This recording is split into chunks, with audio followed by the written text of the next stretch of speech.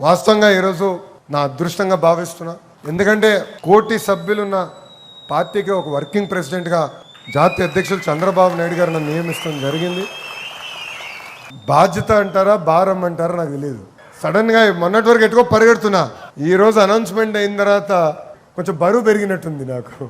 అంటే కష్టపడాలి, ఇంకా పని చేయాలి. నేను పడుకోను, మిమ్మల్ని పడుకోని స్వామి సత్య నాకు తెలుసు. చాలా ప్రిపేర్ అవుతా, చాలా సిస్టమేటిక్గా పనిచేస్తా. పార్టీలో కూడా మార్పులు రావాలని బలంగా నమ్మే వ్యక్తిని. కంటిన్యూస్గా మార్పు అనేది ఉంటేనే మనకు కూడా ఉత్సాహం ఉంటుంది.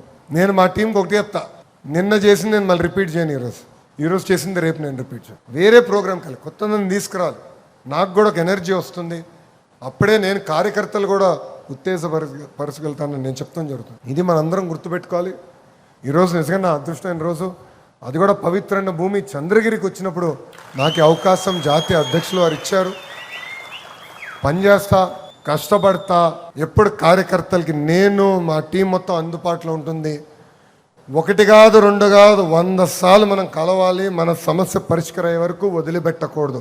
అంతేగాని అలిగే మట్టుకు ఇంట్లో పడుకుంటే నేనే వస్తాను, మీ లోకేష్ వస్తాడు, మిమ్మల్ని మీ ఇంటి నుంచి బయటికి తీసుకొచ్చి పని చేపిస్తాడని ఈ సభాముఖం మీ అందరు తెలుపుకుంటూ, నాకింత అద్భుతమైన అవకాశం ఇచ్చిన తెలుగుదేశం పార్టీ కార్యకర్తలందరికీ పేరు పేరున నా ఉదయపూర్వక ధన్యవాదాలు తెలుపుకుంటూ